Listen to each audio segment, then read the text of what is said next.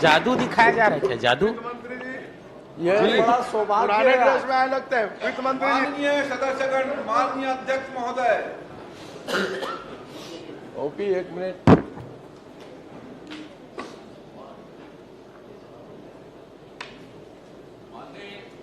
माननीय अध्यक्ष महोदय, माननीय मुख्यमंत्री जी को बहुत बहुत बधाई। उनके कार्यकाल का पहला बजट आ रहा है।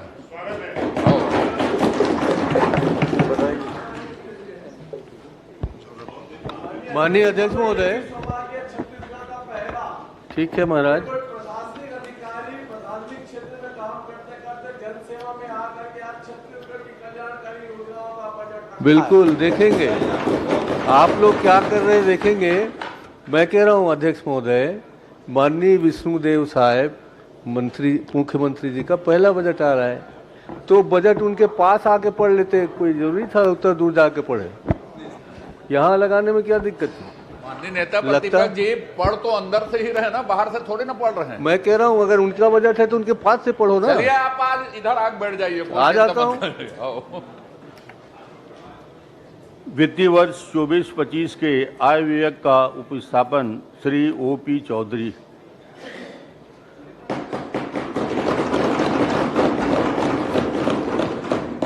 माननीय अध्यक्ष महोदय, मेरा व्यवस्थक प्रश्न है, क्योंकि अभी तक के विधानसभा में इंस्ट्रूमेंट का प्रदर्शन या उसको देखकर पढ़ने की परंपरा नहीं रही है और न विधानसभा में इस प्रकार को कोई आदेश है।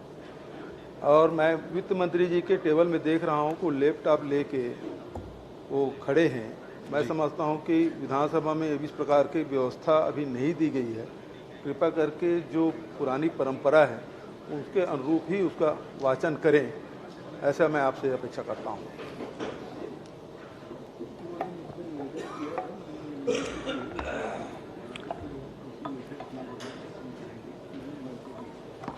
माननीय अध्यक्ष महोदय, इंस्ट्रूमेंट के प्रदर्शन पर रोक है, उसको देखकर पढ़ने पर रोक नहीं है।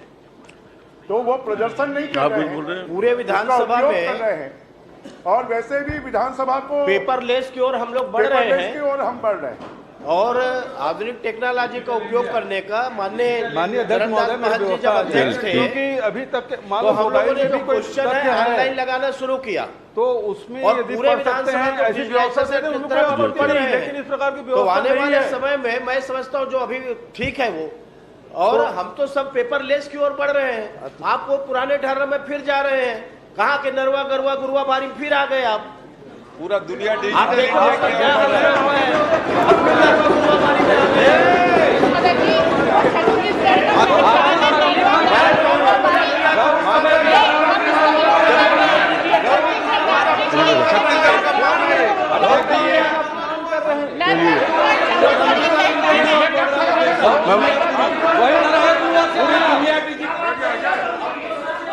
छत्तीसगढ़ की संस्कृति का अपमान कर रहे हो।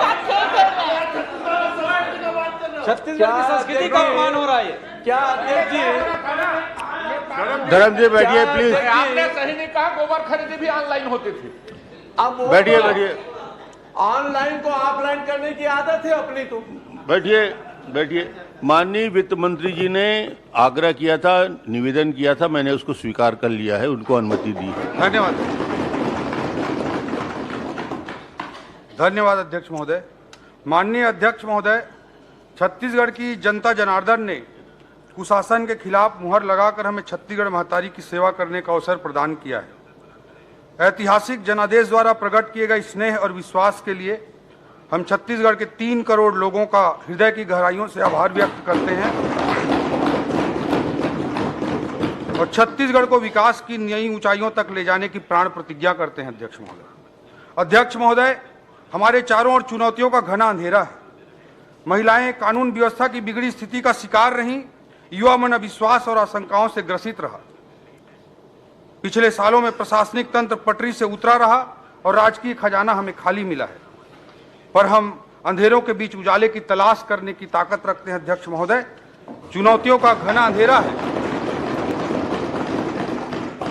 कोई भी सार्थक व्यक्ति, कोई भी सार्थक समाज, कोई भी सार्थक सरकार कभी अंधकार के साम्राज्य को विजय श्री का तिलक नहीं लगा सकती। चहुओर चुनौतियों से घिरे होने के बावजूद हम एक लक्ष्य और सपना देखने की ताकत रखते हैं। अध्यक्ष महोदय, चुनौतियों का अंधेरा हमें बच्चन जी की पंक्तियों की स्मरण कराता है, पर किसी उजड़े हुए को फिर बसाना कब मना है, पर किसी उजड़े हुए को फिर बसाना कब मना है अंधेरी रात पर दीवा जलाना कब मना है।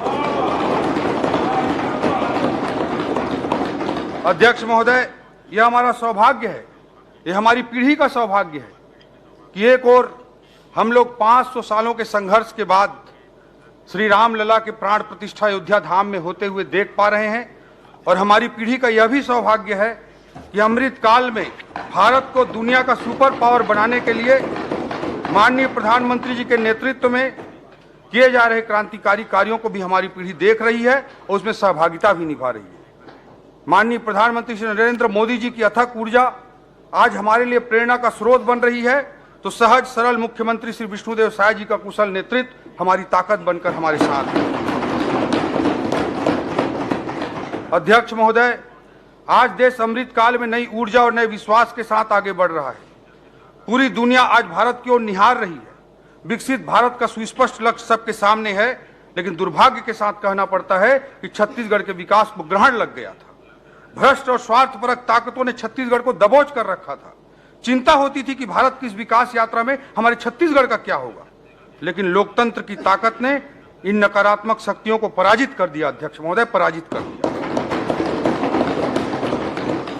अध्यक्ष महोदय, छत्तीसगढ़ की जनता की उंगलियों पर लगी स्याही ने छत्तीसगढ़ की विकास यात्रा के नए रास्ते खोल दिए हैं। विकास यात्रा का कृष्ण पक्ष समाप्त हो चुका है। अध्यक्ष महोदय, शुक्ल पक्ष प्रारंभ हो चुका है। विष्णुदेव साय जी के नेतृत्व में सुशासन का सूर्योदय हो चुका है। अध्यक्ष महोदय, किसी सरकार के बजट को महज उसके आय व्यय के लेखा जोखा के रूप में नहीं पढ़ा जाना चाहिए, बल्कि वह किसी सरकार के भविष्य का विजन होता है, एक दस्तावेज होता है जो दशा और दिशा को निर्धारित करता है। उस विजन डॉक्यूमेंट के रूप में उसे पढ़ा जाना चाहिए। अध्यक्ष महोदय, छत्तीसगढ़ की विकास यात्रा की इस मोड़ पर सवाल उठता है कि हम छत्तीसगढ़ को आगे कहां लेकर जाना चाहते हैं, हमारी कमजोरियां क्या हैं, हमारी ताकतें क्या हैं।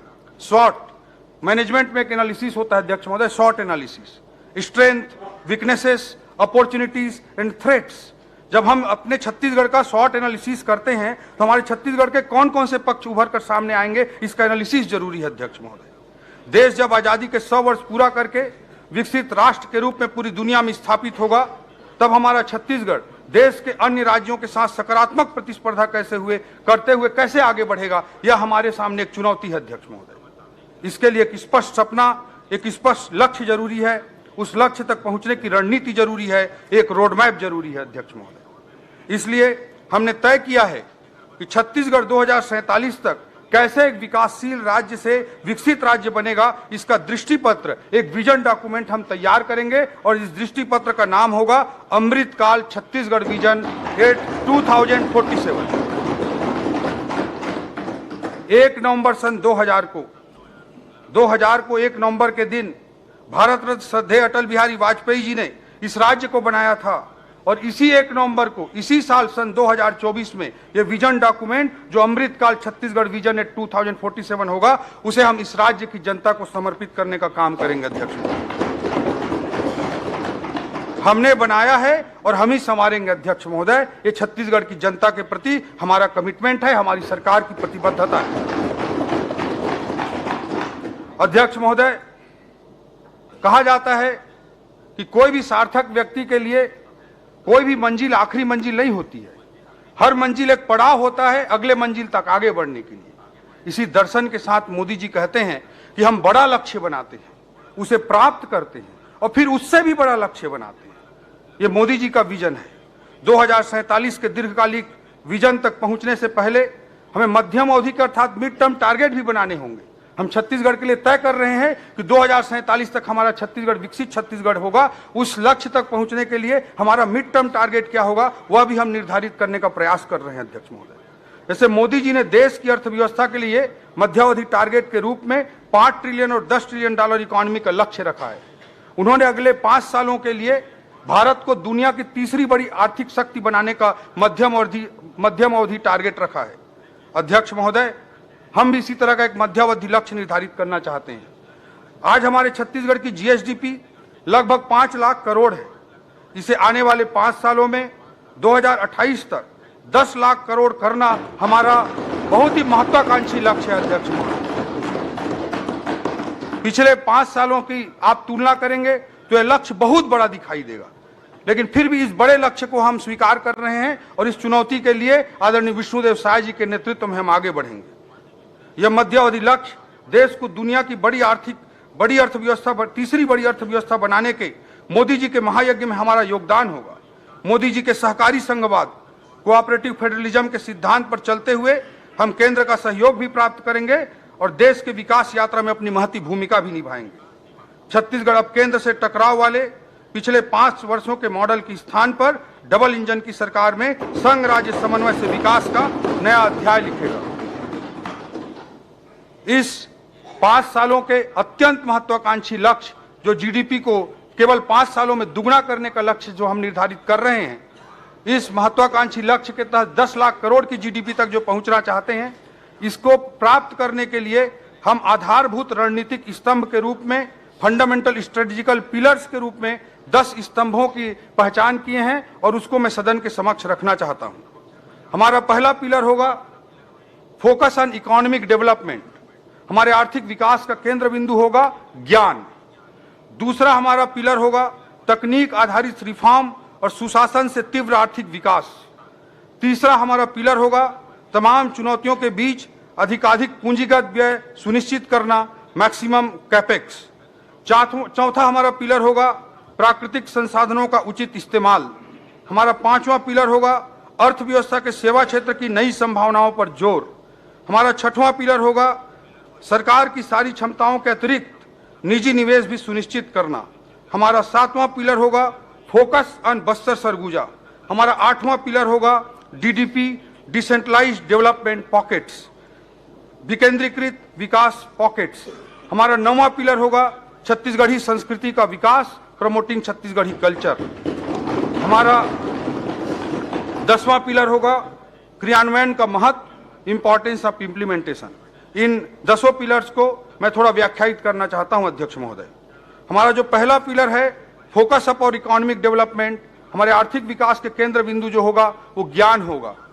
ज्ञान नॉलेज तो होगा ही, लेकिन इस ज्ञान का हमारा अर्थ है जी अर्थात गरीब, वाई अर्थात युवा, ए अर्थात अन्नदाता और एन अर्थात नारी। ज्ञान के माध्यम से गरीब, युवा, अन्नदाता और नारी को समर्पित हमारा आर्थिक विकास होगा।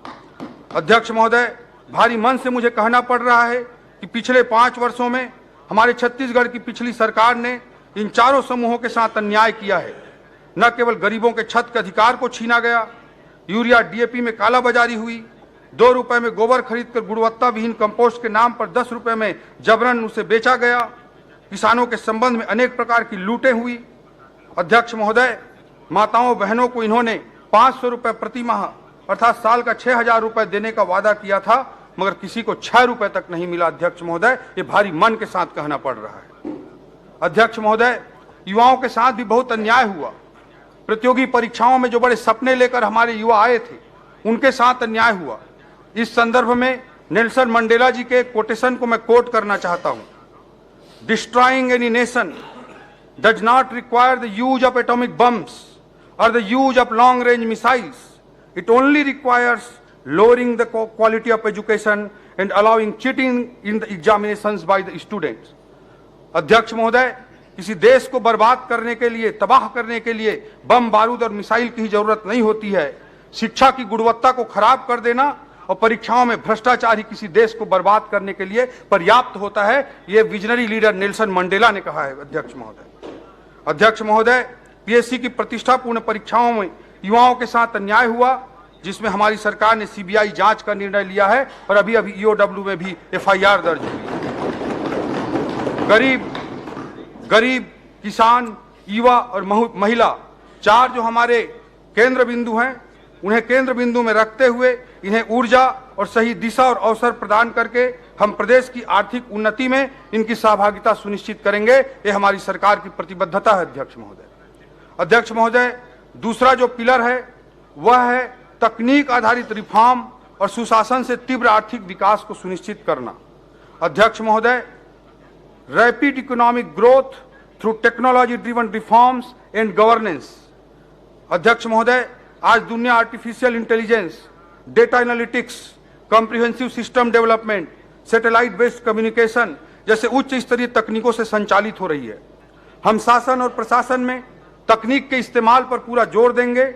इससे नागरिक सुविधाओं में पारदर्शिता आएगी और समस्याओं का तीव्र समाधान भी होगा। अध्यक्ष महोदय, इससे हम मोदी जी के न खाऊंगा न खाने दूंगा की भावना को चरितार्थ कर पाएंगे। अध्यक्ष महोदय,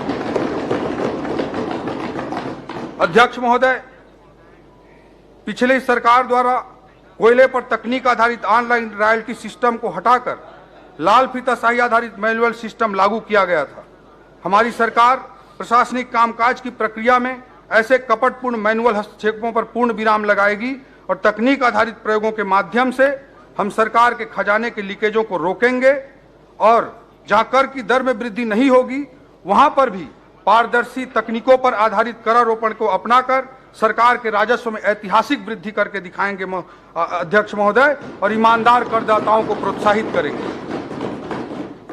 अध्यक्ष महोदय, हमने पूरी ईमानदारी के साथ प्रत्येक विभाग के साथ चर्चा करते हुए प्रयास किया कि कहां-कहां तकनीकों के इस्तेमाल को बढ़ावा दिया जा सकता है, कहां-कहां तकनीकों के इस्तेमाल से सरकार के लीकेजों को रोका जा सकता है, जनता को अधिकाधिक सुविधाएं दी जा सकती हैं। इसका हमने बहुत गहन अध्ययन किया और इस बजट में मुझे सदन को बताते हुए बड़ा हर्ष हो रहा है अध्यक्ष महोदय कि विभिन्न विभागों के टेक्नोलॉजिकल इंटरवेंशन के लिए ही कुल मिलाकर 266 करोड़ रुपए का आर्थिक प्रावधान किया गया है, जिससे सुशासन और पारदर्शिता को हम सुनिश्चित कर सकें। अध्यक्ष महोदय, तकनीकी पर आधारित ये रिफॉर्म और ये सुशासन, ये जो रिफॉर्म्स होंगे और ये गवर्नेंस होंगे, यही हमारे जीडीपी के केवल 5 साल में 2 गुना तक लक्ष्य जो हमारा है 5 लाख करोड़ के जीएसडीपी से 10 लाख करोड़ के जीएसडीपी तक पहुंचने का, उसका आधार होगा तकनीकी आधारित रिफॉर्म्स और गुड गवर्नेंस। उसी के माध्यम से हम अपनी जीडीपी को आने वाले 5 सालों में दुगना करके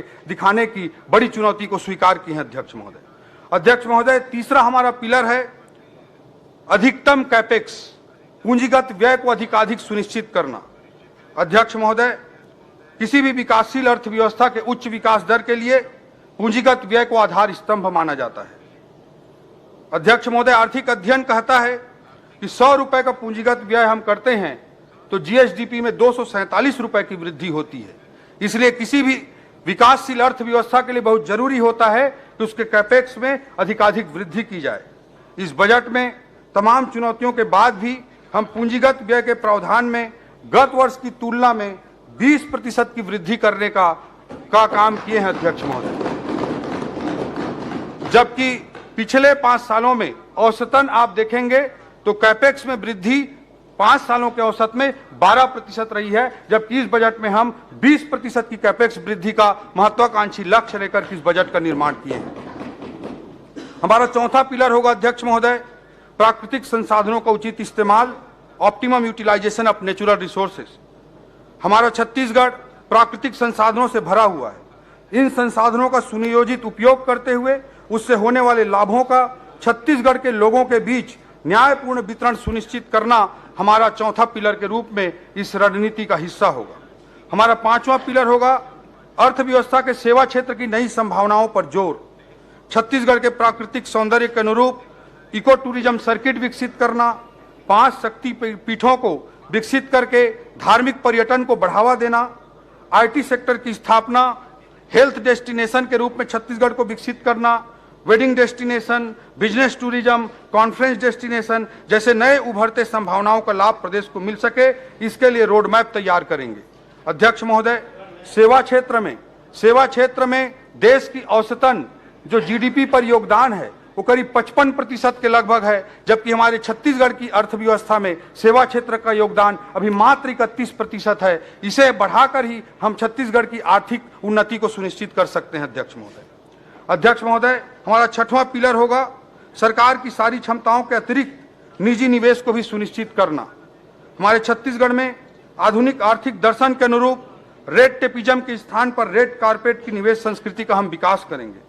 मॉडर्न इकोनॉमिक फिलॉसफी जैसे minimum government, maximum governance, EODB, ease of doing business, ease of living, single window प्रणाली, ऑनलाइन परमिशन, मिनिमम परमिशन जैसी व्यवस्थाओं की स्थापना करके हम आर्थिक विकास को सुनिश्चित करेंगे। इसी तारतम्य में पीपीपी अर्थात पब्लिक प्राइवेट पार्टनरशिप के आदर्श प्रयोगों के लिए नीति आयोग, अखिल भारतीय प्रबंधन संस्थान आईएएम्स जैसे विशेषज्ञ संस्थाओं का हम सहयोग लेना सुनिश्चित करेंगे। इन सब सहयोग लेते हुए जो प्राइवेट इन्वेस्टमेंट है उसको भी बढ़ावा देने का हम काम करेंगे। हमारी रणनीति का 7वां पिलर होगा अध्यक्ष महोदय, focus on Bastar and Surguja. Bastar Surguja की ओर भी देखो, ये हमारी आर्थिक रणनीति का 7वां स्तंभ होगा।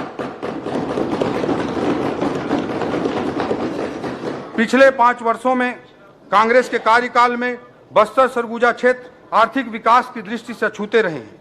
इन क्षेत्रों की एयर कनेक्टिविटी को बढ़ाने के लिए सार्थक पहल की जाएगी। Eco tourism destination, naturopathy destination के रूप में विकसित करने हेतु प्रयास किए जाएंगे।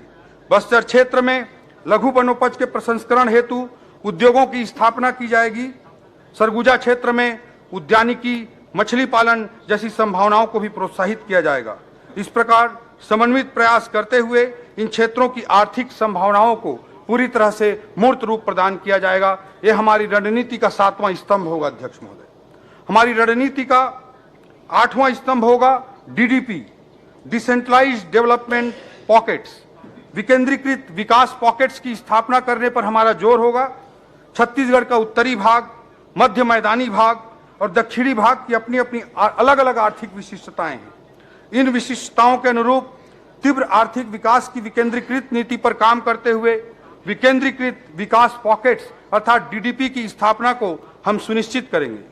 रायपुर, भिलाई जैसे क्षेत्रों की अपनी अलग विशिष्टता है, इसलिए इसके आसपास के क्षेत्रों को स्टेट कैपिटल रीजन के रूप में विकसित करने की योजना तैयार की जाएगी। इस क्षेत्र को विश्व स्तरीय IT sector, wedding destination, education destination, health care destination के रूप में विकसित करने की हमारी रणनीति होगी। नवा रायपुर अटल नगर में इस बजट में लाइवलीहुड सेंटर ऑफ एक्सीलेंस एवं दुर्ग में सेंटर ऑफ एंटरप्रेन्योरशिप, दुर्ग जिले में सेंटर ऑफ एंटरप्रेन्योरशिप की स्थापना करने का लक्ष्य रखा गया है। इससे दुर्ग भिलाई में आईटी सेक्टर को प्रमोट करने का, उसको प्रोत्साहित करने का हमारा क्रांतिकारी प्रयास होगा।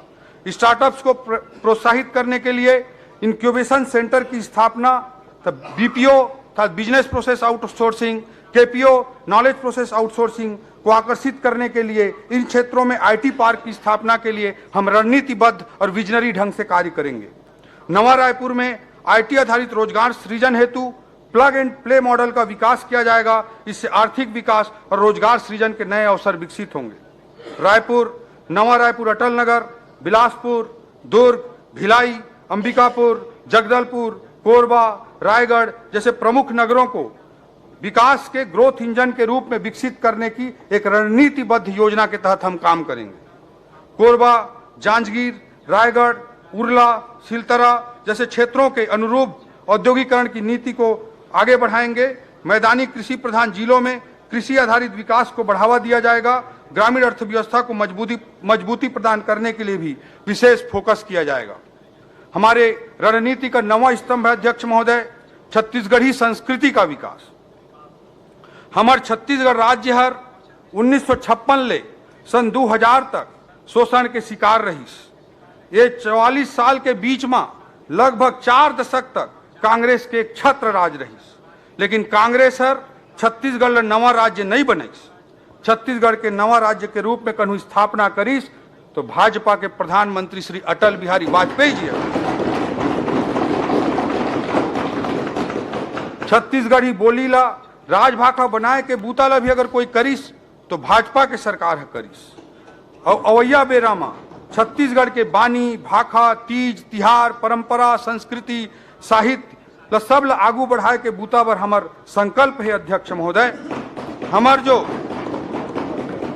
छत्तीसगढ़ के प्रति जो भावना है हमार सरकार के, बोला मुंगेली जिला के रहोइया केदार परिहार जी कविता के रूप में बड़ा अच्छा तरीका से व्यक्त करे। मर के देव लोग झन जाते हो, मर के देव लोग झन जाते हो, कन्हू जन्म झन पाते हो, छत्तीसगढ़ ला छांव करे बर मैं छानी बन जाता।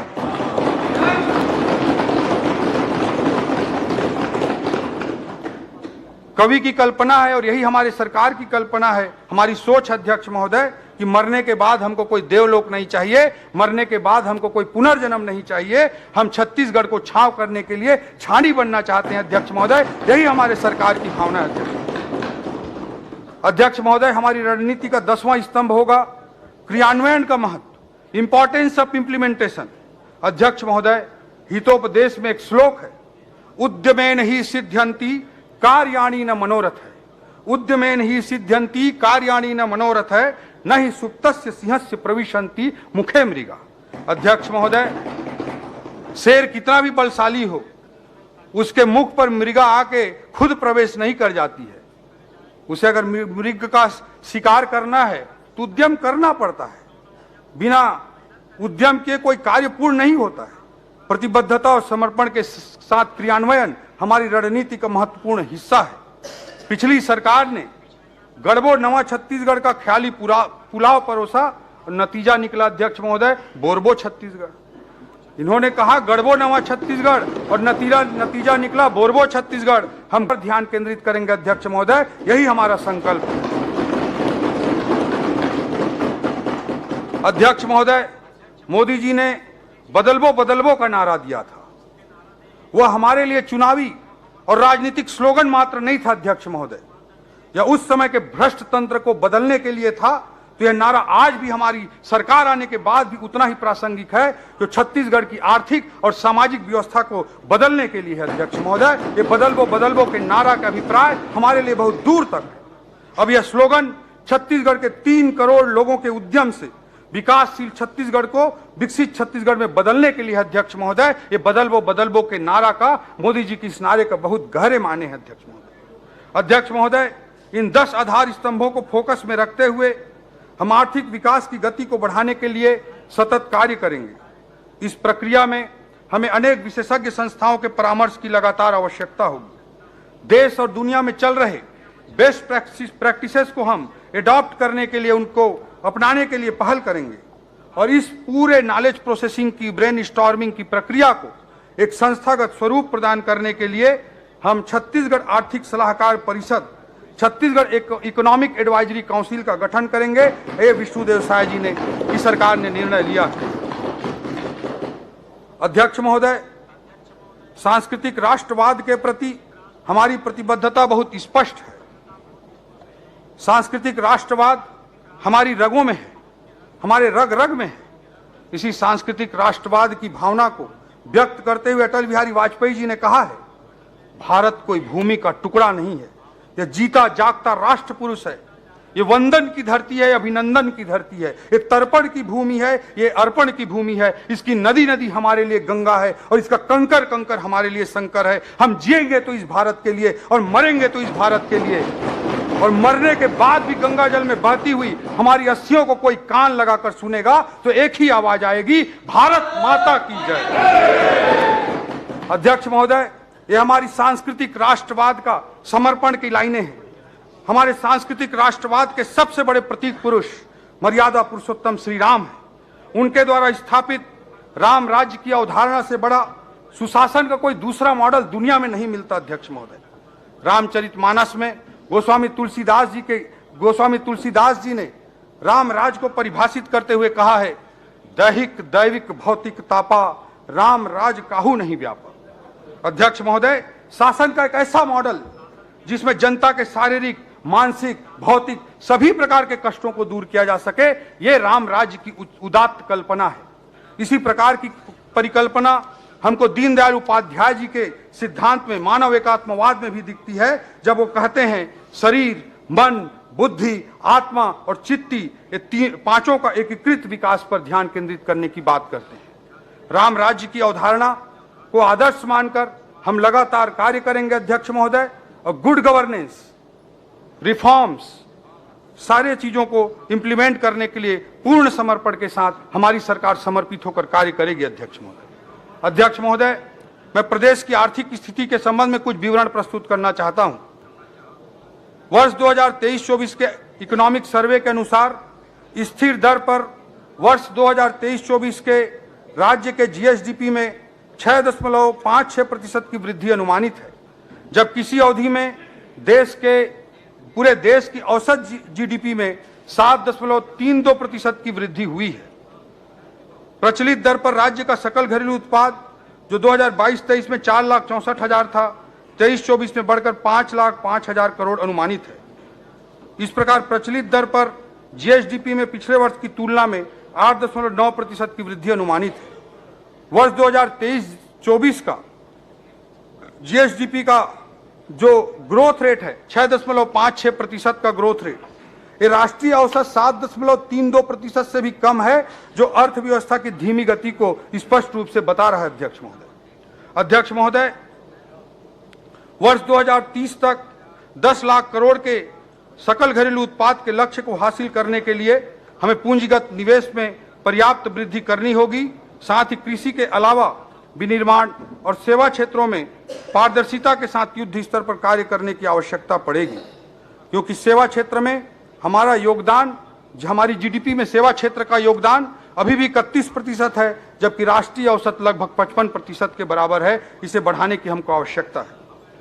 छत्तीसगढ़ के लिए मोदी की गारंटी के इस बजट में प्रावधान किए गए अध्यक्ष महोदय, जिनका मैं जिक्र करना चाहता हूं। कैबिनेट की पहली बैठक में ही हमने प्रधानमंत्री आवास योजना के लंबित 18 लाख घरों का निर्माण पूरा करने का निर्णय लिया है।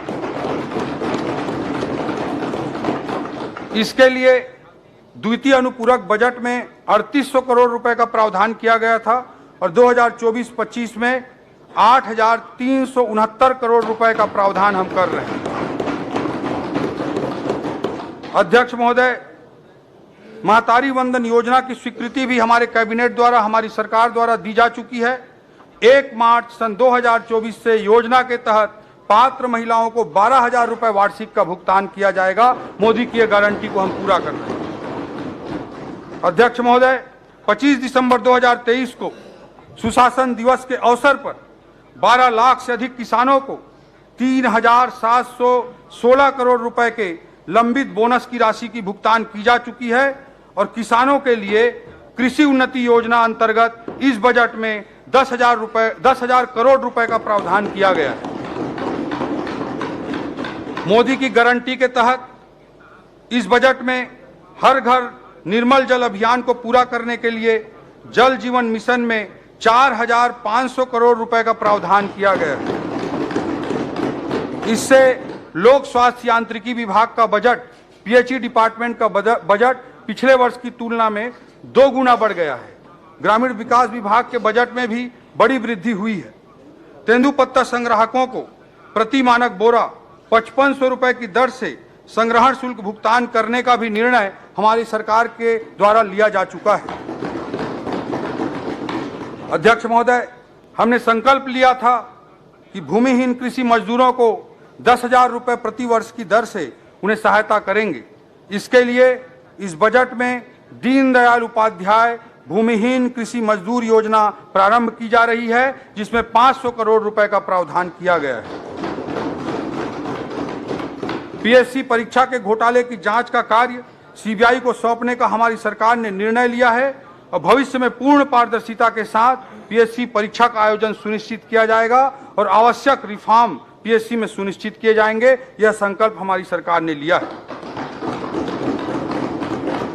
युवाओं के लिए छत्तीसगढ़ उद्यम क्रांति योजना वर्ष 2024-25 इसी वित्तीय वर्ष से चालू करने का प्रावधान किया गया है। इसी बजट में प्रावधान किया गया। अध्यक्ष महोदय, स्टेट कैपिटल रीजन के विकास की योजना तैयार करने के लिए इस बजट में 5 करोड़ रुपए का प्रावधान किया गया है। इन्वेस्ट इंडिया की तर्ज पर इन्वेस्ट छत्तीसगढ़ आयोजित करने के लिए भी इस बजट में प्रावधान किया गया है। अध्यक्ष महोदय, मोदी की गारंटी के तहत शक्तिपीठ परियोजना का डीपीआर एवं निर्माण कार्यों को आगे बढ़ाने के लिए 5 करोड़ रुपए का प्रावधान किया गया है। सांस्कृतिक राष्ट्रवाद और श्री रामलला के प्रति प्रदेश की जनता की अपार आस्था को देखते हुए हमारी सरकार ने श्री रामलला दर्शन योजना मोदी की गारंटी के तहत चालू किया है और इसके लिए इस बजट में 35 करोड़ रुपए का प्रावधान किया गया है। कृषि क्षेत्र के कुछ महत्वपूर्ण प्रावधानों का मैं जिक्र करना चाहूंगा। राज्य के ग्रामीण क्षेत्र में किसानों एवं भूमिहीन कृषि मजदूरों की स्थिति में सुधार के लिए कृषि एवं सहायक गतिविधियों के प्रोत्साहन हेतु समन्वित प्रयास किया जाएगा। कृषि विभाग के बजट में विगत वर्ष की तुलना में 33% की वृद्धि करते हुए कुल 13,438 करोड़ रुपए का प्रावधान किया गया है। किसानों को सहकारी एवं ग्रामीण बैंकों से ब्याज मुक्त कृषि ऋण उपलब्ध कराने के लिए पहले 2003 से पहले 15%, 16% की दर से ब्याज दर पे ऋण मिलता था अध्यक्ष महोदय, जिसे पिछली भाजपा की सरकार ने 0% तक लाया था। और इसी योजना को आगे बढ़ाने के लिए ऋण उपलब्ध कराने के लिए 8,500 करोड़ की साख सीमा निर्धारित की गई है और ब्याज अनुदान के रूप में 317 करोड़ रुपए का प्रावधान किया गया है। अध्यक्ष महोदय, कृषि से संबंधित कुछ महत्वपूर्ण महाविद्यालयों की स्थापना की जा रही है। इस बजट में जो प्रावधान है वो मैं आपके समक्ष रखना चाहूंगा अध्यक्ष महोदय। कुनकुरी जिला जसपुर में कृषि व्यवसाय प्रबंधन महाविद्यालय एवं अनुसंधान केंद्र की स्थापना की जाएगी। रामचंद्रपुर जिला बलरामपुर में पोस्ट हार्वेस्ट मैनेजमेंट एवं प्रोसेसिंग टेक्नोलॉजी महाविद्यालय की स्थापना की जाएगी। खड़गवां जिला मनेन्द्रगढ़ चिरमिरी भरतपुर में कृषि महाविद्यालय की स्थापना की जाएगी। सिलफिली जिला सूरजपुर एवं रायगढ़ में शासकीय उद्यानिकी एवं वानिकी महाविद्यालय की भी स्थापना की जाएगी। प्रधानमंत्री मत्स्य संपदा योजना अंतर्गत ग्राम सतरेंगा में पर्यटन विकास की दृष्टि से एक्वा पार्क की स्थापना की जाएगी। इसके लिए 5 करोड़ रुपए का बजटीय प्रावधान किया गया है। कृषि में आधुनिक उपकरणों के प्रयोग को बढ़ावा देने के लिए कृषि अभियांत्रिकी संचालनालय की स्थापना एवं राज्य स्तरीय नवीन कृषि यंत्र परीक्षण प्रयोगशाला के भवन का भी प्रावधान किया गया है। दुर्ग एवं सरगुजा जिले में कृषि यंत्री कार्यालय की स्थापना की जाएगी। रासायनिक उर्वरकों की जांच के लिए सरगुजा जिले में गुणवत्ता नियंत्रण प्रयोगशाला की स्थापना की जाएगी। उद्यानिकी को बढ़ावा देने के लिए 14 विकास खंडों में नवीन नर्सरी की स्थापना की जाएगी एवं पूर्व से संचालित 20 नर्सरियों में अतिरिक्त पद सृजित किए जाएंगे। पशु औषधालय कुंवारपुर एवं माड़ीसराई जिला मनेन्द्रगढ़ चिरमिरी भरतपुर एवं पशु औषधालय कोल्हेन-झरिया जिला जसपुर का पशु चिकित्सालय के रूप में उन्नयन का प्रावधान किया गया है। अध्यक्ष महोदय, ग्राम भोरिंग जिला महासमुंद, ग्राम चरौदा जिला शक्ति, ग्राम किरगी जिला राजनांदगांव, ग्राम खैरवना जिला मनेन्द्रगढ़ चिरमिरी भरतपुर तथा ग्राम मटासी जिला जसपुर में नवीन हेचरी की स्थापना करके मत्स्य पालन को प्रोत्साहित किया जाएगा। सिंचाई से संबंधित कुछ महत्वपूर्ण प्रावधानों का मैं उल्लेख करना चाहूंगा अध्यक्ष महोदय। सिंचाई रकबे के विस्तार के लिए नवीन सिंचाई परियोजनाओं हेतु 300 करोड़ रुपए की राशि का प्रावधान किया गया है। संभावित सिंचाई परियोजनाओं की सूची में 10 करोड़ से अधिक लागत के 156 कार्य भी प्रस्तावित किए गए हैं।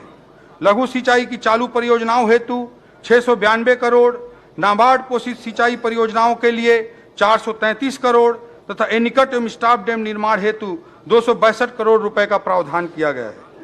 केलो सिंचाई परियोजना की नहरों का काम रायगढ़ जिले में वर्षों से अधूरा था। किसानों के खेतों तक पानी पहुंचाने के लिए नहर निर्माण के काम को पूरा किया जाएगा। इसके लिए 100 करोड़ रुपए का प्रावधान किया गया है। अध्यक्ष महोदय, जल संसाधन के बेहतर प्रबंधन हेतु डिजिटल सूचना प्रणाली विकसित की जाएगी। इसके लिए राज्य जल सूचना केंद्र की स्थापना हेतु 1 करोड़ 56 लाख रुपए का प्रावधान किया गया है। ये टेक्नोलॉजी का उपयोग है जल संसाधन विभाग में। अध्यक्ष महोदय, सिंचाई बांधों की देखभाल एवं मरम्मत के लिए छोटे छोटे मरम्मत कार्यों के लिए बांधों में पानी बहता रहता है। अध्यक्ष महोदय, उसी चीज को ध्यान में रखते हुए राज्य बांध सुरक्षा संगठन का पृथक से सेटअप स्वीकृत किया गया है। सिंचाई बांधों की सुरक्षा के लिए इस बजट में 72 करोड़ रुपए का प्रावधान किया गया है। इससे सिंचाई बांधों की क्षमता का अधिकतम उपयोग किया जाना संभव हो सकेगा। सहकारिता के क्षेत्र में सहकार से समृद्धि की ओर के दृष्टिकोण को साकार करने के लिए सहकारी समितियों की लाभप्रदता एवं उत्पादकता को बढ़ाने के लिए हम प्रतिबद्ध हैं। 100 प्राथमिक कृषि साख सहकारी समितियों में खाद एवं बीज भंडारण हेतु गोदाम निर्माण के लिए 26 करोड़ रुपए का प्रावधान किया गया है। छत्तीसगढ़ राज्य सहकारी बैंक द्वारा विशेष प्रकार के आवश्यक प्रशिक्षण संचालित किए जा सकें, इसके लिए प्रशिक्षण संस्थान का निर्माण किया जाएगा और उसके लिए इस बजट में 5 करोड़ रुपए का प्रावधान किया गया है।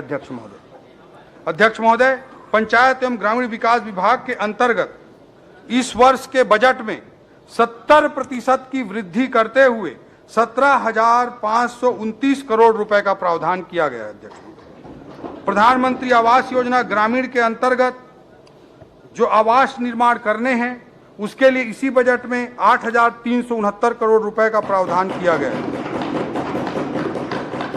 ग्रामीण क्षेत्रों में रोजगार के अवसर सृजित करने हेतु महात्मा गांधी ग्रामीण रोजगार गारंटी योजना के लिए 2,788 करोड़ रुपए का प्रावधान किया गया है।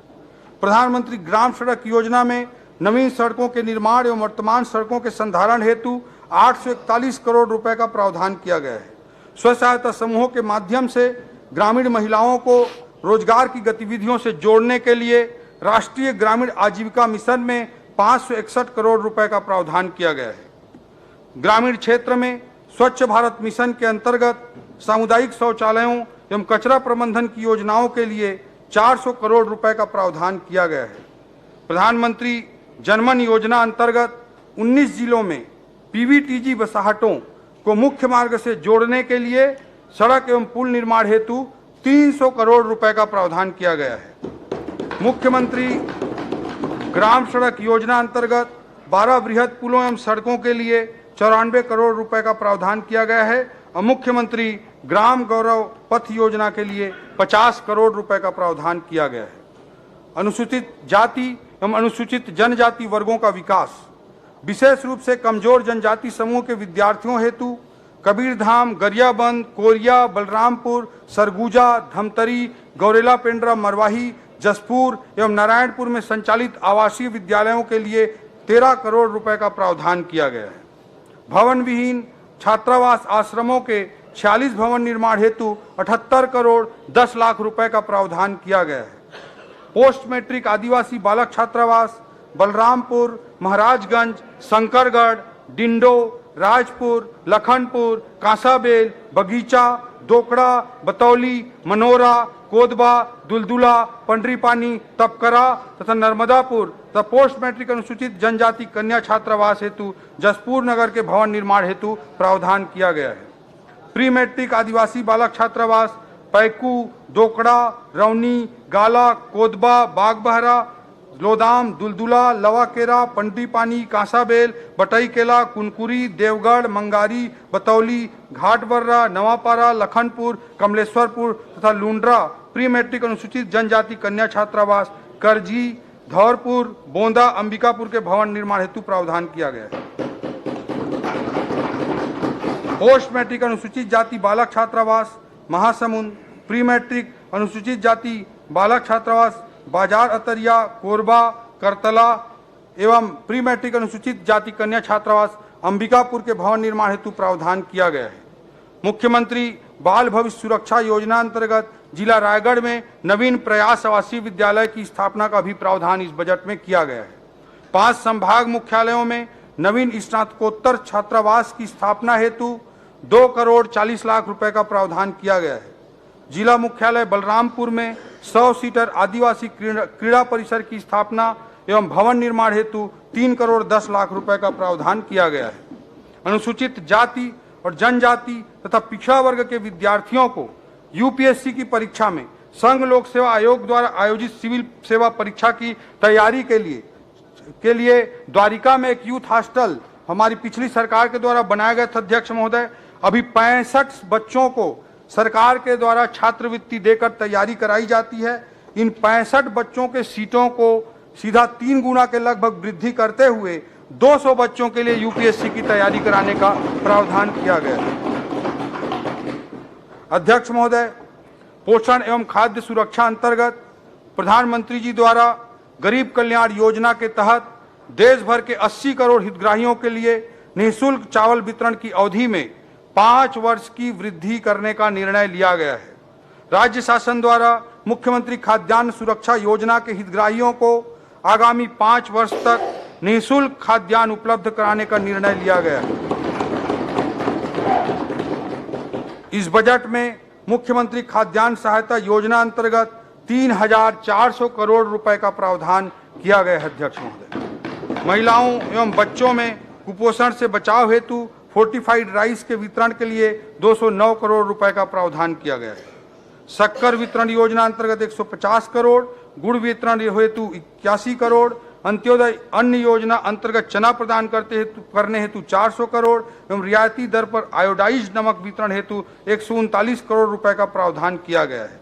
उपभोक्ता कल्याण अंशदान फंड योजना अंतर्गत 20 करोड़ रुपए का प्रावधान किया गया है। अध्यक्ष महोदय, पेयजल की व्यवस्था के संबंध में प्रदेशवासियों को पेयजल उपलब्ध कराने के लिए पीएचई विभाग के अंतर्गत गत वर्ष के बजट को लगभग 2 गुना बढ़ाते हुए 5,047 करोड़ रुपए का प्रावधान इस वर्ष किया गया था।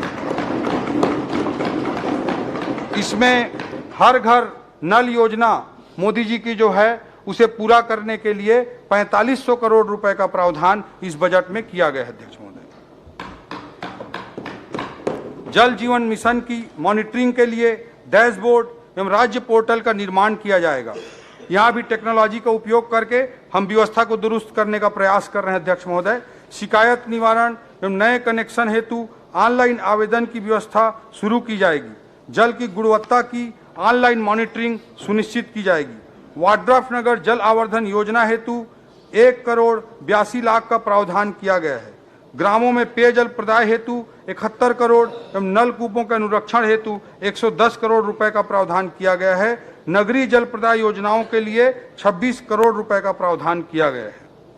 मातृशक्ति एवं नवनिहालों का विकास महतारी वंदन योजना अंतर्गत सभी पात्र महिलाओं को 12,000 रुपए वार्षिक डीबीटी के माध्यम से भुगतान किया जाएगा। इससे महिलाओं के स्वास्थ्य, पोषण एवं आत्मनिर्भरता में वृद्धि होगी।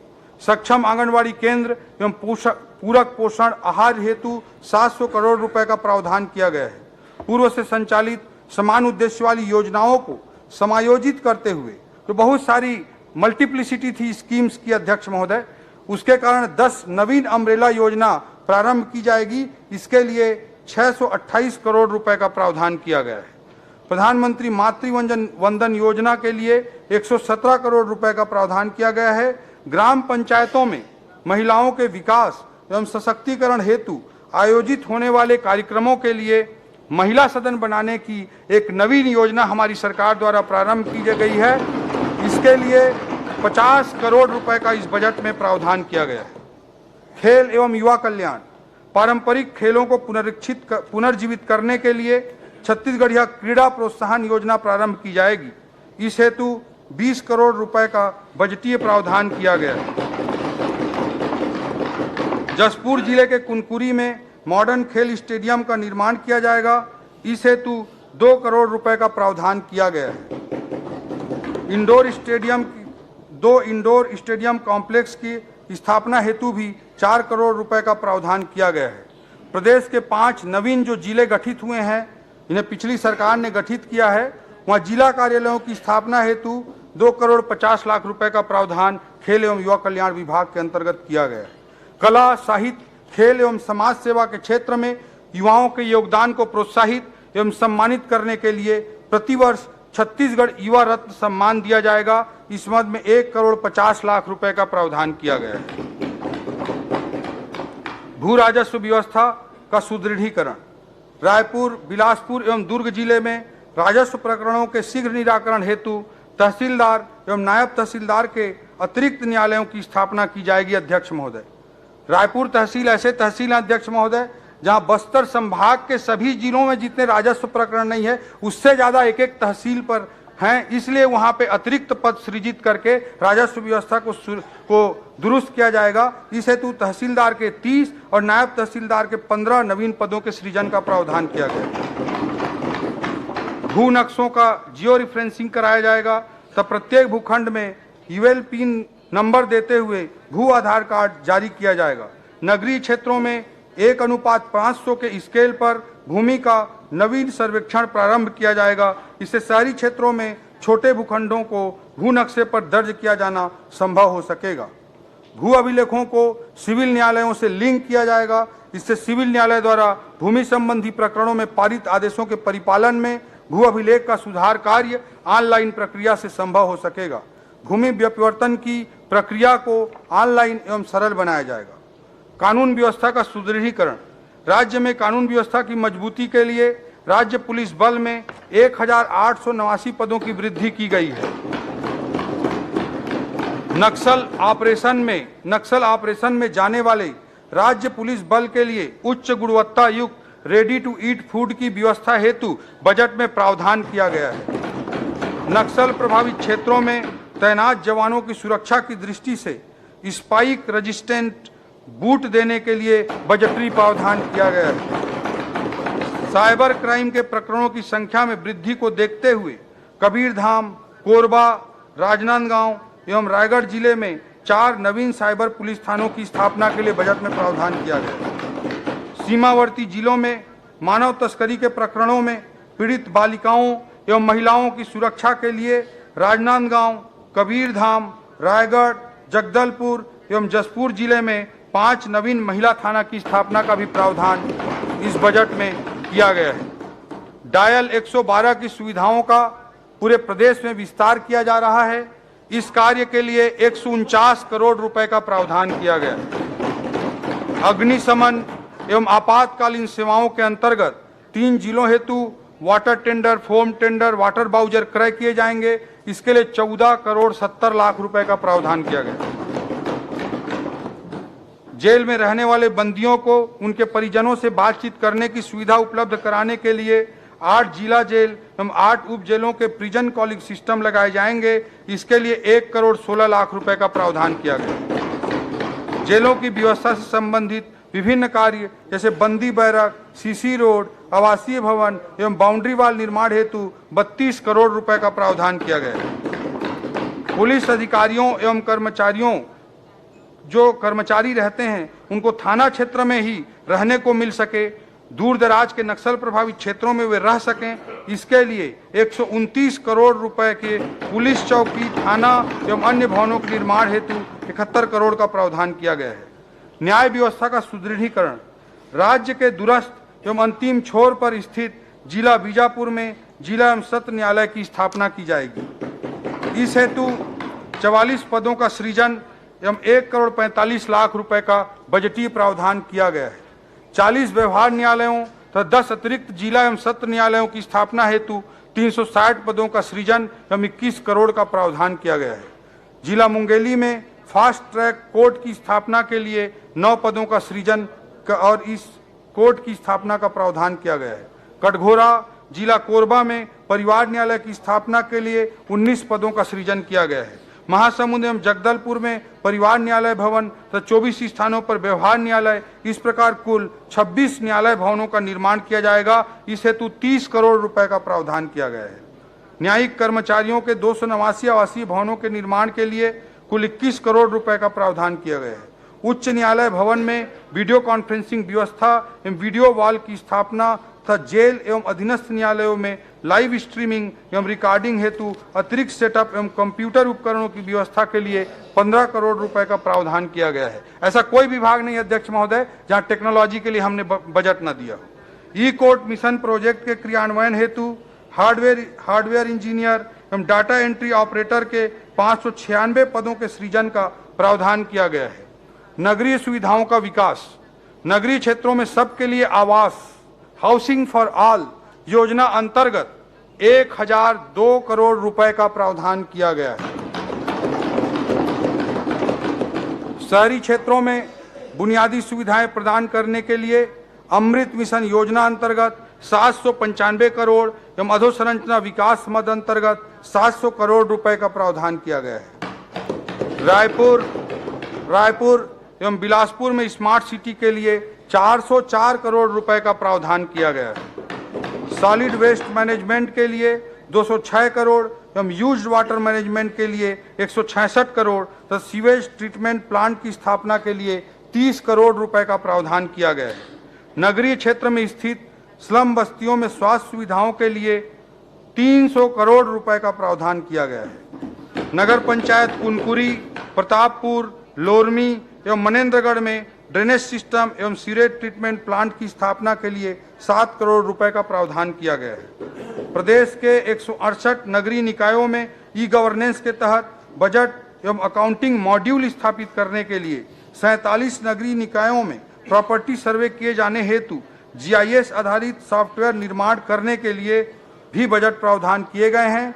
इससे प्रॉपर्टी टैक्स की प्राप्तियों में पारदर्शिता आएगी। इन कार्यों के लिए 30 करोड़ रुपए का प्रावधान किया गया है।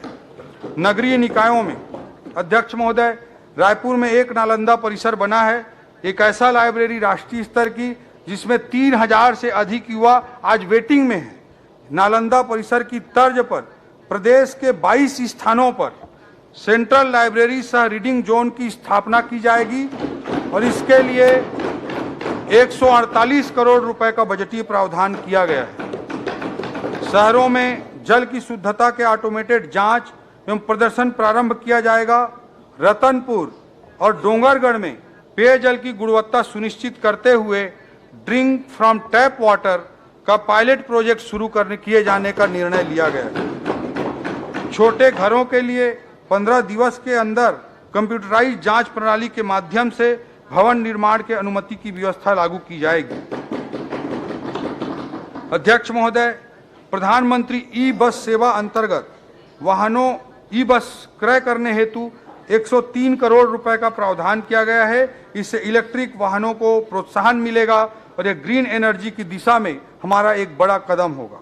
स्टेट कैपिटल रीजन के एकीकृत विकास योजना तैयार करने के लिए 5 करोड़ रुपए का प्रावधान किया गया है।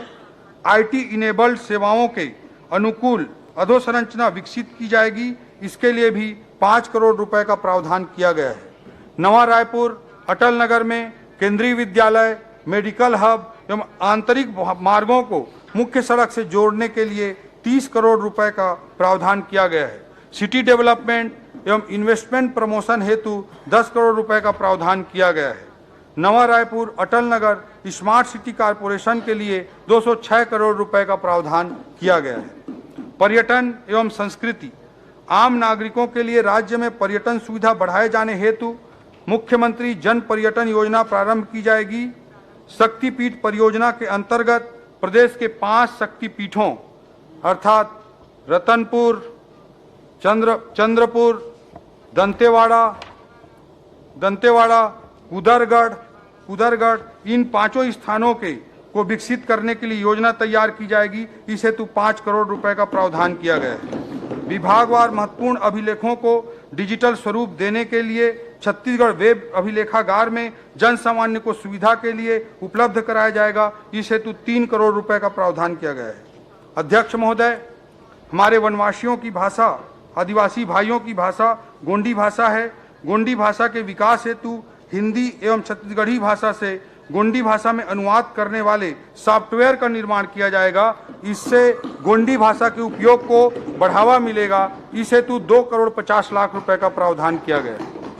अध्यक्ष महोदय, छत्तीसगढ़ में गोंडी, हल्बी जैसी आदि भाषाएं हैं। इन आदि भाषाओं के संरक्षण एवं संवर्धन के लिए छत्तीसगढ़ आदि भाषा परिषद का भी गठन किया जाएगा।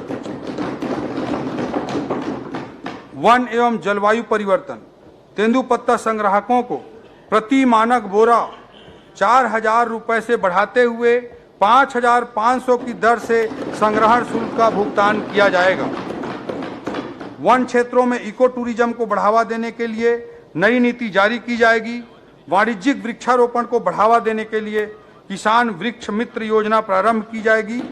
इसके अंतर्गत निजी भूस्वामी एवं शासकीय एवं अर्धशासकीय संस्थाओं को वाणिज्यिक वृक्षारोपण के लिए सहायता अनुदान प्रदान किया जाएगा। इस हेतु 60 करोड़ रुपए का प्रावधान किया गया है। प्रदेश के वनों के संरक्षण एवं संवर्धन से जुड़े कार्यों के क्रियान्वयन हेतु कैंपा योजना में 1000 करोड़ रुपए का प्रावधान किया गया है। वार्षिक कार्य योजना के अनुरूप वनों के प्राकृतिक पुनरुत्पादन हेतु 240 करोड़ रुपए का प्रावधान किया गया है। तेंदुपत्ता संग्राहक परिवार के सदस्यों को चरण पादुका वितरित करने हेतु 35 करोड़ रुपए का प्रावधान किया गया है। लेमरू हाथी रिजर्व परियोजना अंतर्गत फलदार प्रजातियों का वृक्षारोपण, चारागाह विकास, जल की उपलब्धता तथा हाथी मानव द्वंद्व के कुशल प्रबंधन के लिए रैपिड रिस्पांस टीम के गठन और अन्य कार्यों हेतु 20 करोड़ रुपए का प्रावधान किया गया है। बार नावापारा अभ्यारण्य में पर्यटन सुविधाओं के विकास हेतु 1 करोड़ रुपए का प्रावधान किया गया है।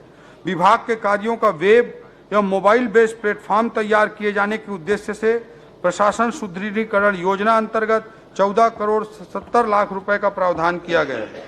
वन विभाग द्वारा किए जाने वाले लकड़ियों की नीलामी के लिए ऑनलाइन ऑक्शन पोर्टल का उपयोग सुनिश्चित किया जाएगा।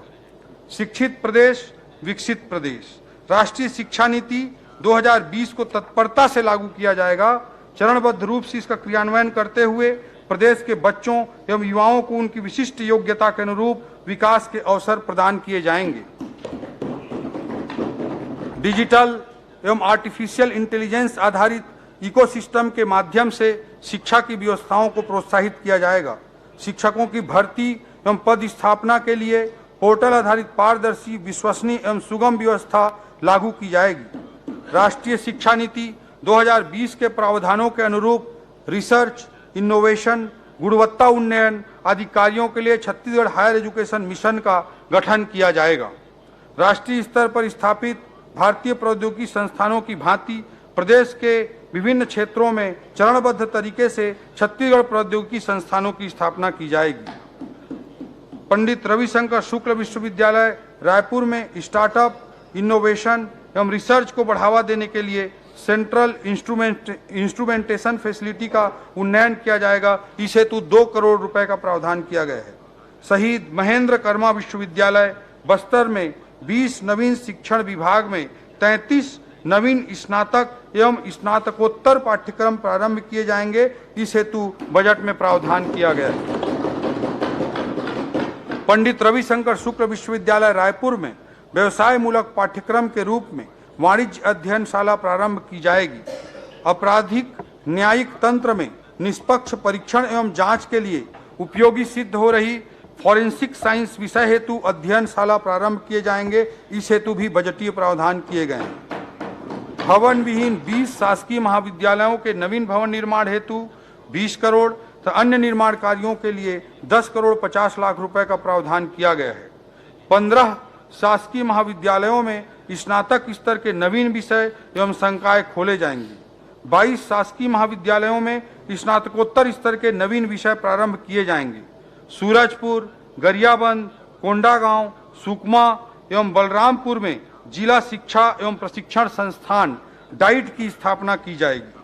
भवन विहीन 57 शासकीय हाई स्कूलों एवं 39 शासकीय हायर सेकेंडरी स्कूलों के भवनों का निर्माण किया जाएगा। इसके लिए बजट में 100 करोड़ रुपए का प्रावधान किया गया है।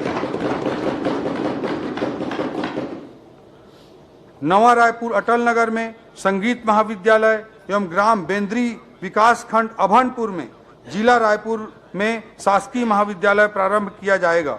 इस हेतु भी बजटीय प्रावधान किया गया है। नवा रायपुर अटल नगर में लाइवलीहुड सेंटर ऑफ एक्सीलेंस की स्थापना की जाएगी। पिपरिया जिला कबीरधाम में नवीन औद्योगिक प्रशिक्षण संस्थान की स्थापना की जाएगी। इसके लिए 1 करोड़ रुपए का बजट प्रावधान किया गया है। विद्यार्थियों एवं आम जनता में विज्ञान के प्रति रुचि उत्पन्न करने एवं विज्ञान के मूलभूत सिद्धांतों को समझने के उद्देश्य से राजधानी में साइंस सिटी की स्थापना की जाएगी। इसके लिए 34 करोड़ रुपए का प्रावधान किया गया है। खगोल विज्ञान की लोकप्रियता को जनमानस तक पहुंचाने के उद्देश्य से सूरजपुर जिले में एस्ट्रो पार्क की स्थापना की जाएगी। इसके लिए 2 करोड़ रुपए का प्रावधान किया गया है। स्वास्थ्य सुविधाओं का सुदृढ़ीकरण, प्रदेश के बीपीएल परिवारों को 5 लाख तक एवं एपीएल परिवारों को 50,000 तक निःशुल्क स्वास्थ्य सुविधा लेने के लिए आयुष्मान कार्ड जारी किए जाएंगे। इसके लिए आयुष्मान भारत प्रधानमंत्री जन आरोग्य योजना के साथ शहीद वीर नारायण सिंह आयुष्मान स्वास्थ्य योजना संचालित की जाएगी। इसके लिए 1,500 करोड़ रुपए का प्रावधान किया गया है। स्वास्थ्य संबंधी विभिन्न कार्यक्रमों के क्रियान्वयन हेतु राष्ट्रीय स्वास्थ्य मिशन योजना में 1,821 करोड़ रुपए का प्रावधान किया गया है। अध्यक्ष महोदय, प्रदेश का प्रसिद्ध मेडिकल कॉलेज है बिलासपुर का Chhattisgarh institute of medical sciences. इसका भवन जर्जर होकर वर्षों से चला आ रहा है। छत्तीसगढ़ आयुर्विज्ञान संस्थान बिलासपुर के नवनिर्माण के लिए 700 करोड़ रुपए के लागत से नवीन भवन का निर्माण किया जाएगा। शासकीय चिकित्सालय महाविद्यालय रायपुर का 1200 बिस्तर अस्पताल में उन्नयन किया जाएगा एवं इसके लिए 776 करोड़ की लागत से 700 बिस्तर अस्पताल के भवन निर्माण किया जाएगा। अंबिकापुर में सुपर स्पेशलिटी हॉस्पिटल की स्थापना की जाकर अंबिकापुर मेडिकल कॉलेज के साथ संयोजित करते हुए अखिल भारतीय आयुर्विज्ञान संस्थान की तर्ज पर वहां चिकित्सा सुविधाओं का विकास किया जाएगा। इसके लिए 50 करोड़ रुपए का प्रावधान किया गया है। राज्य के अस्पतालों को गुणवत्ता उन्नयन की दृष्टि से राष्ट्रीय गुणवत्ता आश्वासन मानक NQAS सर्टिफिकेशन कराया जाएगा। इस हेतु 12 करोड़ रुपए का प्रावधान किया गया है। रायगढ़, कवर्धा, गरियाबंद, मुंगेली, बैकुंठपुर, जसपुर एवं नारायणपुर के जिला चिकित्सालयों को आदर्श चिकित्सालय के रूप में विकसित किए जाने हेतु 20 करोड़ रुपए का प्रावधान किया गया है। राजनांदगांव मेडिकल कॉलेज में ट्रामा सेंटर की स्थापना हेतु 2 करोड़ 70 लाख रुपए का प्रावधान किया गया है। नवीन 5 जिले खैरागढ़ छुई खदान गंडई, मनेन्द्रगढ़ भरतपुर चिरमिरी, सारंगगढ़ बिलाईगढ़, गौरेला पेंड्रा मरवाही एवं शक्ति में सिविल सर्जन सह अस्पताल अधीक्षक एवं मुख्य चिकित्सा एवं स्वास्थ्य अधिकारी कार्यालयों की स्थापना की जाएगी। मनेन्द्रगढ़ चिरमिरी तथा पुनपुरी में 220 बिस्तर अस्पताल की स्थापना की जाएगी। बस्तर में नर्सिंग कॉलेज की स्टाफ क्वार्टर हेतु भी इस बजट में प्रावधान किया गया है। डीकेएस के सुपर स्पेशलिटी हॉस्पिटल रायपुर एवं फिजियोथेरेपी महाविद्यालय रायपुर में छात्रावास निर्माण हेतु 2 करोड़ रुपए का प्रावधान किया गया है। 300 प्राथमिक स्वास्थ्य केंद्र, 25 जिला चिकित्सालयों एवं 48 क्रियाशील फर्स्ट रेफरल यूनिट के लिए लैब टेक्नीशियन के 373 पदों का प्रावधान इस बजट में किया गया है। प्राथमिक स्वास्थ्य केंद्र खड़गवां, जिला मनेन्द्रगढ़ चिरमिरी भरतपुर को सामुदायिक स्वास्थ्य केंद्र के रूप में उन्नयन के लिए 37 पदों का प्रावधान किया गया है। उप स्वास्थ्य केंद्र गोलावंड, जिला कोंडागांव को प्राथमिक स्वास्थ्य केंद्र में उन्नयन हेतु 12 पदों का प्रावधान किया गया है। सिविल अस्पताल कुरुद, जिला धमतरी को 50 बिस्तर अस्पताल से 100 बिस्तर अस्पताल में उन्नयन किया जाएगा। 15 नवीन प्राथमिक स्वास्थ्य केंद्रों की स्थापना की जाएगी। इसके लिए 276 नवीन पद सृजन का प्रावधान किया गया है।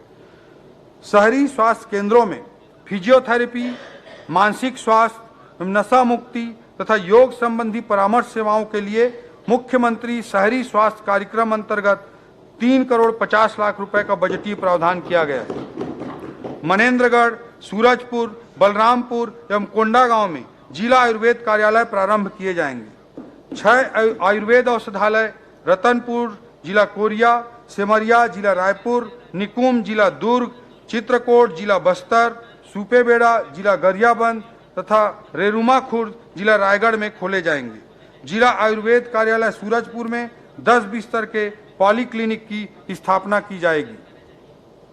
भूमिहीन कृषि मजदूरों, श्रमिकों, निराश्रितों एवं दिव्यांगों की सहायता।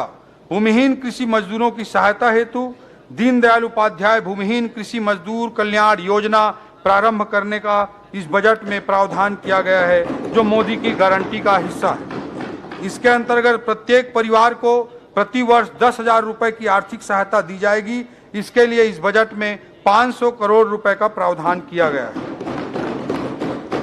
असंगठित श्रमिकों, असंगठित सफाई कर्मकारों, ठेका मजदूरों, घरेलू कामकाजी महिलाओं एवं हमालों के कल्याण हेतु अटल श्रम सशक्तिकरण योजना की शुरुआत की जाएगी। इसके लिए 123 करोड़ रुपए का बजटीय प्रावधान किया है।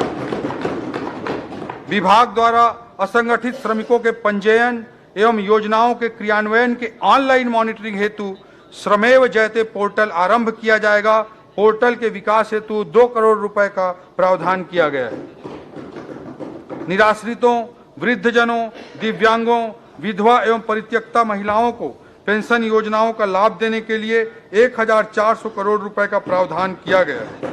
इससे लगभग 23 लाख हितग्राहियों को सामाजिक सुरक्षा पेंशन का लाभ मिल पाएगा। प्रदेश के दिव्यांगों के सामाजिक समावेश सुनिश्चित करने के लिए सार्वजनिक इंफ्रास्ट्रक्चर को दिव्यांग अनुकूल बनाने के प्रति भी इस बजट में बजटीय प्रावधान किए गए हैं। वाणिज्य एवं उद्योग विभाग वर्तमान उद्योग नीति की समीक्षा करके नई उद्योग नीति जारी की जाएगी। इसमें राज्य में उपलब्ध कृषि उत्पाद, वनोपज एवं खनिज संपदा तथा रोजगार मूलक उद्योगों की स्थापना का ध्यान रखा जाएगा और नए उद्योगों को बढ़ावा देने के साथ साथ कोर सेक्टर में पूर्व से कार्यरत उद्योगों के क्षमता विकास के लिए भी अनुकूल अवसर प्रदान किए जाएंगे। प्रदेश में आर्थिक और अत्याधुनिक इंफ्रास्ट्रक्चर से युक्त कोरबा बिलासपुर इंडस्ट्रियल कॉरिडोर के लिए राष्ट्रीय राजमार्ग के निकट के क्षेत्रों में उपलब्ध उपयुक्त शासकीय भूमि पर औद्योगिक क्षेत्रों का विकास किया जाएगा। इस योजना के निर्माण हेतु 5 करोड़ रुपए का बजटीय प्रावधान किया गया है। नए औद्योगिक पार्कों की स्थापना हेतु 60 करोड़, फूड पार्क की स्थापना हेतु 50 करोड़, लागत पूंजी अनुदान हेतु 200 करोड़ एवं ब्याज अनुदान हेतु 50 करोड़ रुपए का प्रावधान किया गया है। युवाओं को स्वरोजगार उपलब्ध कराने के लिए मोदी जी की गारंटी के तहत छत्तीसगढ़ उद्यम क्रांति योजना प्रारंभ की जाएगी। इन्वेस्ट इंडिया की तर्ज पर इन्वेस्ट छत्तीसगढ़ सम्मेलन आयोजित किया जाएगा। इस हेतु भी बजटीय प्रावधान किए गए हैं। प्रदेश में अत्याधुनिक Chhattisgarh startup hub, knowledge process outsourcing इकाइयां स्थापित करने एवं राज्य में एक समृद्ध नवाचार पारिस्थितिकी तंत्र तैयार किए जाने हेतु स्टार्टअप समिट का आयोजन किए जाने का भी इस बजट में प्रावधान किया गया है। जिला कोरबा में एल्यूमिनियम पार्क की स्थापना किए जाने हेतु 5 करोड़ रुपए का बजटीय प्रावधान किया गया है। प्रदेश के हैंडलूम, हस्तशिल्प एवं अन्य स्थानीय उत्पादों के बिक्री एवं प्रचार प्रसार के लिए मार्केट प्लेस उपलब्ध कराने हेतु राजधानी में राष्ट्रीय स्तर पर जो यूनिटी मॉल का कॉन्सेप्ट है, उसी तरह का यूनिटी मॉल रायपुर में स्थापित किया जाएगा। स्थानीय उत्पादों को बढ़ावा देने के लिए इसकी लागत लगभग 200 करोड़ रुपए होगी और इसके लिए 80 करोड़ रुपए का इस बजट में प्रावधान होगा। 50% सेंट्रल से मिलेगा। ऊर्जा विभाग 5 HP तक के कृषि पंपों को वार्षिक 7,500 यूनिट तक निःशुल्क विद्युत प्रदाय हेतु 3,500 करोड़ रुपए का प्रावधान किया गया है। योजना में 6,96,000 कृषि पंपों को लाभ मिलेगा। हाफ बिजली बिल योजना अंतर्गत 43,34,000 घरेलू उपभोक्ताओं को 400 यूनिट की खपत तक हाफ बिजली बिल योजना का लाभ प्रदान किया जा रहा है। इसके लिए 1,274 करोड़ रुपए का प्रावधान किया गया है। कृषि पंपों के ऊर्जीकरण हेतु 200 करोड़ रुपए का बजटीय प्रावधान किया गया है। कृषकों को सिंचाई की सुविधा हेतु सोलर सिंचाई पंपों की स्थापना हेतु 670 करोड़ रुपए का बजटीय प्रावधान किया गया है। बीपीएल उपभोक्ताओं को प्रति माह 30 यूनिट की खपत पर निःशुल्क बिजली प्रदान की जाती है। इस हेतु एकल बत्ती कनेक्शन योजना अंतर्गत अनुदान मद में 540 करोड़ रुपए का प्रावधान किया गया है। सौर सामुदायिक सिंचाई योजना अंतर्गत 795 हेक्टेयर कृषि भूमि को सिंचित करने के उद्देश्य से 30 करोड़ रुपए का बजटीय प्रावधान किया गया है। आईटी अधोसंरचना एवं आईटी इनेबल्ड सर्विसेज, प्रशासनिक कार्यों में तेजी, शासकीय धन के कपटपूर्ण संव्यवहार पर रोक तथा शासन में पारदर्शिता लाने के लिए आईटी अधोसंरचना का तेजी से विकास किया जाएगा। राजधानी मुख्यालय से लेकर ग्राम पंचायत स्तर तक प्रशासनिक कार्यों में आईटी इनेबल्ड सर्विसेज को बढ़ावा देने के लिए सभी विभागों में कुल मिलाकर 266 करोड़ रुपए का प्रावधान किया गया है। यह हमारी रणनीति का एक महत्वपूर्ण स्तंभ है।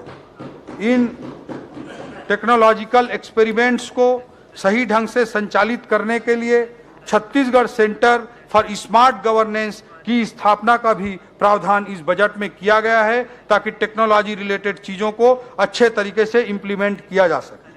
राज्य शासन द्वारा संचालित सभी प्रमुख जन कल्याणकारी योजनाओं की एकजाई मॉनिटरिंग अटल डैशबोर्ड के माध्यम से की जाएगी। इसके लिए 5 करोड़ रुपए का बजटीय प्रावधान किया गया है। शासकीय धन के आय व्यय की दैनिक निगरानी के लिए एकीकृत वित्तीय प्रबंधन सूचना प्रणाली इफमिस 2.0 प्रारंभ की जाएगी। भारत नेट परियोजना के तहत राज्य की 9,804 ग्राम पंचायतों को ऑप्टिकल फाइबर केबल से जोड़ा जा चुका है। इसके रख रखाव एवं संचालन के लिए 66 करोड़ की पुल निधि के गठन का प्रावधान किया गया है। एकीकृत ई प्रोक्योरमेंट परियोजना के नवीन संस्करण हेतु 15 करोड़ रुपए का प्रावधान किया गया है। ग्रामीण क्षेत्रों में वाईफाई के माध्यम से हॉटस्पॉट स्थापित कर प्रदेश भर में इंटरनेट की पहुंच बढ़ाई जाएगी। इस हेतु प्रथम चरण में 1000 ग्राम पंचायतों में वाईफाई की सुविधा के लिए पीएम वाड़ी परियोजना अंतर्गत 37 करोड़ रुपए का प्रावधान किया गया है। शासन के विभिन्न विभागों द्वारा उपयोग किए जा रहे ई परिसंपत्ति, मोबाइल ऐप एवं वेबसाइट की साइबर सुरक्षा हेतु आवश्यक जांच एवं सर्टिफिकेशन की व्यवस्था की जाएगी।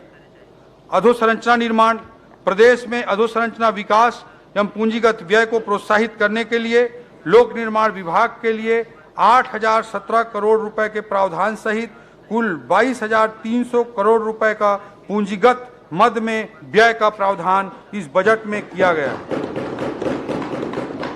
यह प्रावधान गत वर्ष के पूंजीगत बजट के प्रावधान से 20% अधिक है, जबकि पिछले 5 सालों में ऑन एन एवरेज कैपेक्स में 12% की ही वृद्धि हो रही थी।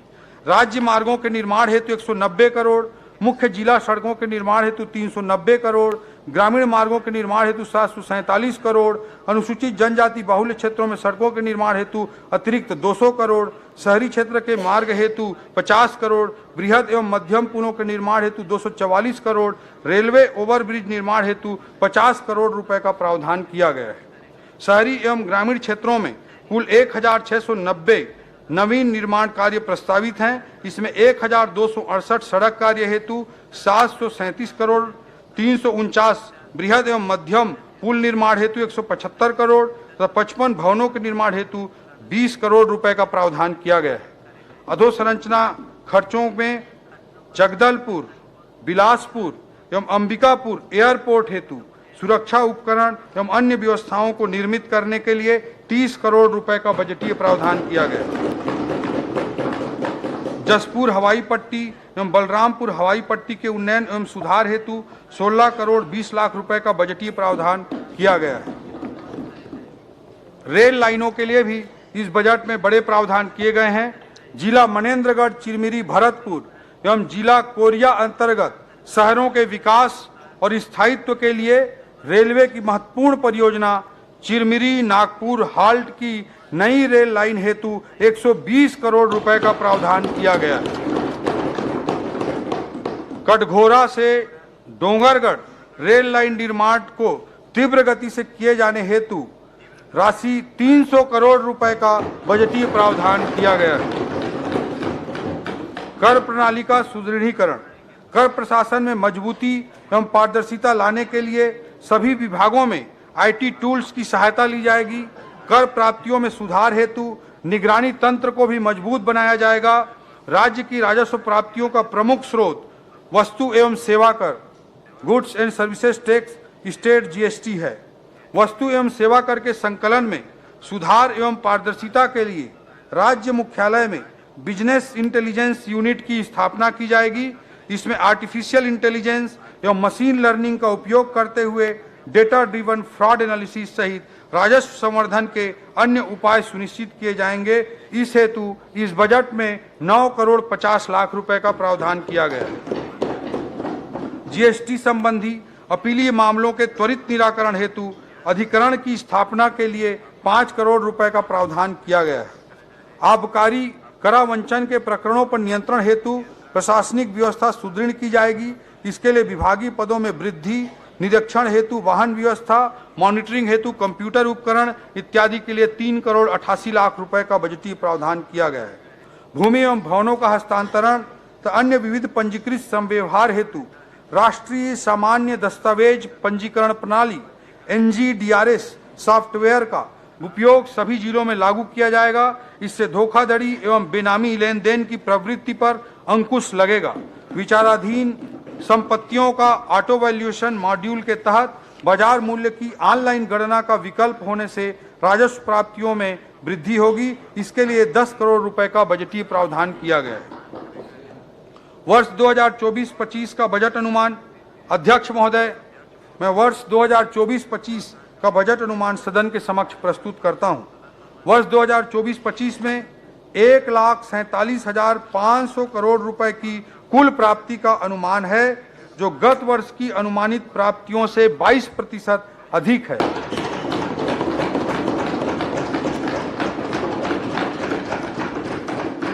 पिछले 5 वर्षों में बजट के साइज का जो औसत ग्रोथ था वो 8% था, जबकि पिछले बजट की तुलना में इस बजट में हम 22% की वृद्धि बजट के आकार में कर रहे हैं। कर प्राप्तियों में राज्य की राजस्व प्राप्तियां 68,400 करोड़, केंद्र से प्राप्तियां 57,500 करोड़ एवं पूंजीगत प्राप्तियां 21,600 करोड़ रुपए अनुमानित है। वर्ष 2024-25 के लिए विनियोग का आकार 1,60,568 करोड़ का है। सकल व्यय से ऋणों की अदायगी एवं पुनर्प्राप्तियों को घटाने पर शुद्ध व्यय 1,47,446 करोड़ अनुमानित है। राजस्व व्यय 1,24,840 करोड़ एवं पूंजीगत व्यय 22,300 करोड़ रुपए का होगा।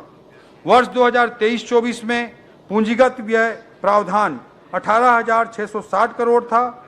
वर्ष 2024-25 में 22,300 करोड़ रुपए का बजटीय प्रावधान किया गया है, जो गत वर्ष की तुलना में 20% अधिक है।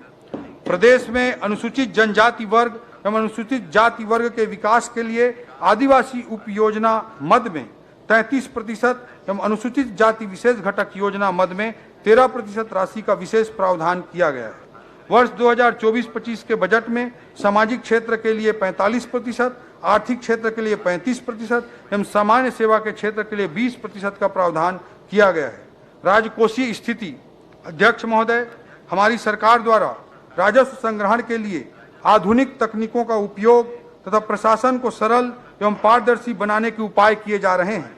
इससे बिना कोई नया कर अधिरोपित किए राज्य के स्वयं के राजस्व में 22% की वृद्धि का हमने बड़ा लक्ष्य रखा है। 17 दिसंबर 2018 की स्थिति में राज्य का कुल ऋण भार 41,695 करोड़ रुपया था, जो विगत 5 वर्षों के दौरान लगभग 91,520 करोड़ रुपए हो गए। इस प्रकार राज्य निर्माण के पश्चात 18 वर्षों में लिए गए ऋण से भी अधिक ऋण पिछली सरकार द्वारा केवल 5 वर्ष के दौरान लिया गया। जनवरी 2024 की स्थिति में राज्य का कुल ऋण भार राज्य के सकल घरेलू उत्पाद के तथा जीडीपी की तुलना में 18% है।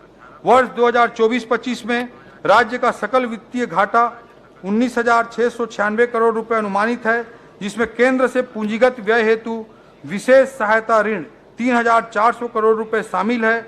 भारत सरकार के निर्देश अनुसार यह राज्य के वित्तीय घाटे का भाग नहीं है, अतः इसे कम करने पर राज्य का शुद्ध वित्तीय घाटा 16,292 करोड़ रुपए होगा, जो राज्य के जीडीपी का 2.9% है। इस प्रकार एफआरबीएम एक्ट में निर्धारित 3% की सीमा के भीतर है। राज्य की कुल राजस्व प्राप्तियां 1,25,900 करोड़ रुपए एवं कुल राजस्व व्यय 1,24,840 करोड़ रुपए है। अतः वर्ष 2024-25 में राजस्व अधिक 1,060 करोड़ रुपए का होगा, अर्थात यह बजट रेवेन्यू सरप्लस राजस्व आधिक्य वाला बजट है। कर प्रस्ताव। अध्यक्ष महोदय, वर्ष 2024-25 के लिए कोई नया कर प्रस्ताव नहीं है।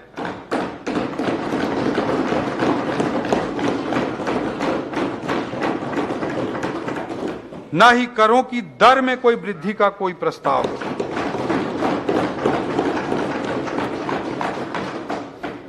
अध्यक्ष महोदय, भारत के यशस्वी प्रधानमंत्री श्री नरेंद्र मोदी जी की अगुवाई में भारत आज विश्व गुरु की भूमिका में पुनः आ गया है। आज हम विश्व की 5वीं सबसे बड़ी अर्थव्यवस्था बन चुके हैं। केवल 10 सालों में 11वें स्थान से आगे बढ़ते हुए हमने 5वें स्थान तक की छलांग लगाई है। कभी बीच में सांप सपेरों के देश की दुर्भाग्यजनक पहचान बना दिए गए भारत को आज विश्व महाशक्ति के रूप में देखा जा रहा है। अमृत काल में अगले 5 सालों के भीतर ही मोदी जी के नेतृत्व में हम विश्व की तीसरी सबसे बड़ी अर्थव्यवस्था बनने की ओर अग्रसर हैं। हम न केवल इस विकास के भागीदार हैं, बल्कि इस विकास में हमारा बढ़ चढ़कर योगदान भी अपेक्षित है। भले ही हमने अनेक ऐतिहासिक उपलब्धियां हासिल की हैं, लेकिन अध्यक्ष महोदय, यह समय रुकने का नहीं है। मोदी जी के शब्दों में कहूं तो यही समय है, सही समय है, जब हम कमर कसकर मां भारती और छत्तीसगढ़ महतारी को उसके पूरा वैभव के पुनर्स्थापना हेतु चल रहे महायज्ञ में भागीदार बने। भले ही हमने बहुत कुछ हासिल किया है, लेकिन अभी भी बहुत कुछ प्राप्त करना शेष है। यह समय रुक जाने का नहीं है अध्यक्ष महोदय, बल्कि देश की प्रगति के साथ चलते रहने का है। देश के तेजी से विकसित हो रहे राज्यों के साथ सकारात्मक प्रतिस्पर्धा करते हुए हमारे छत्तीसगढ़ को तेजी से आगे बढ़ाने का है। अध्यक्ष महोदय, हमारी सरकार के फिलॉसफी को, हमारी सरकार के सोच को, हमारी सरकार के दर्शन को मैं कुछ पंक्तियों के माध्यम से प्रकट करना चाहता हूं।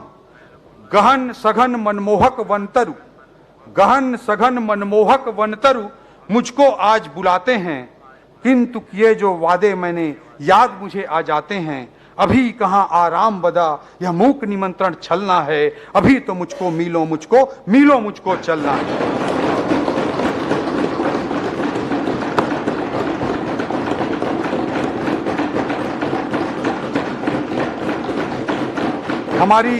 हमारी सरकार का ये विजन है अध्यक्ष महोदय।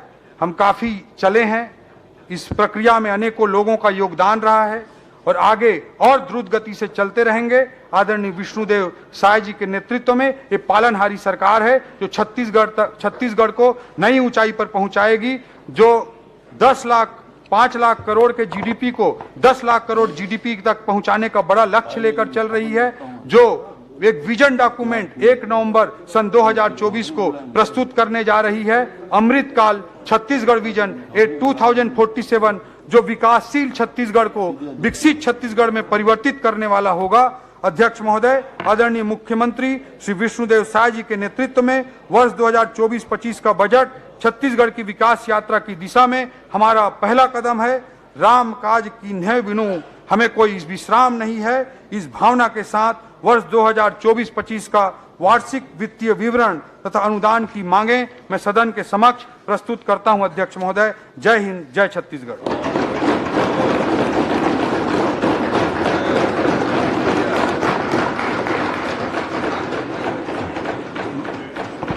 मैं आय विधेयक पर समान चर्चा के लिए दिनांक 12 और 13 फरवरी 24 की तिथियां नियत करता हूं। आय विधेयक पर सम्मिलित अनुदानों की मांगों पर कटौती प्रस्ताव की सूचना शनिवार दिनांक 10 फरवरी 2024 को अपराह्न 3 बजे तक दी जा सकती है। कटौती प्रस्ताव के प्रपत्र सूचना कार्यालय में प्राप्त किए जा सकते हैं। अध्यक्षीय दीर्घा में विधानसभा के पूर्व अध्यक्ष श्री प्रेम प्रकाश पांडे जी उपस्थित हैं। सदन की ओर से उनका स्वागत करते हैं। सभा की कार्यवाही दिनांक सोमवार 12 फरवरी 2024 को 11 बजे तक के लिए स्थगित।